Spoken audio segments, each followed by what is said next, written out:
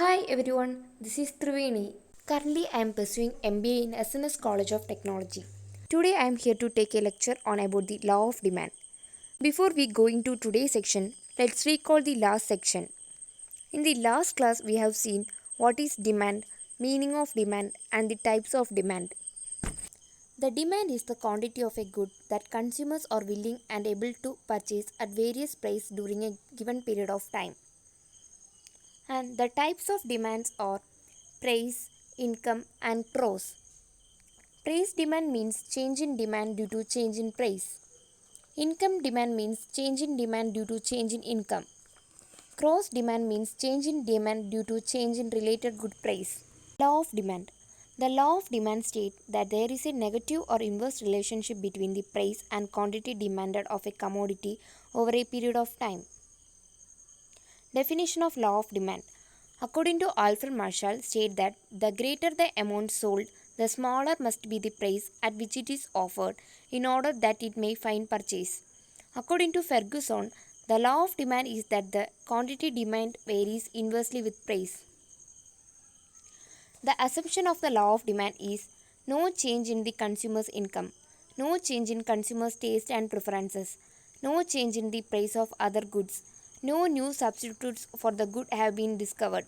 People do not feel that the present fall in price is a prelude to a further decline in price. Demand schedule is a tabular statement showing how much of a commodity is demanded at different prices.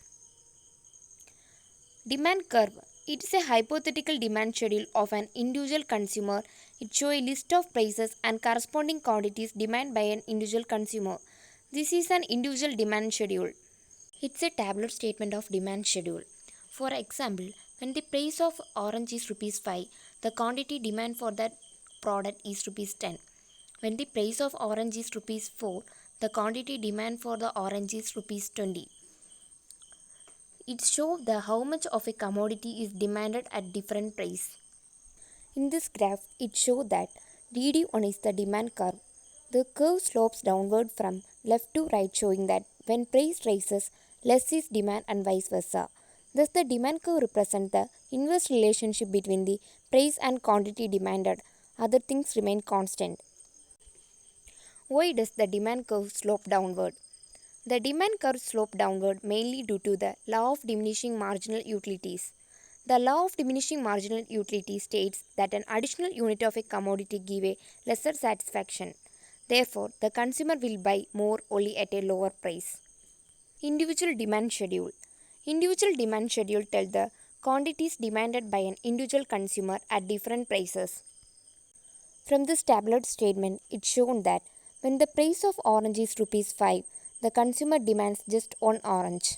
When the price falls to rupees 4, he demands 2 oranges. When the price falls further to rupees 3, he demands 3 oranges. Thus, when the price of a commodity falls, the demand for that commodity increases and vice versa.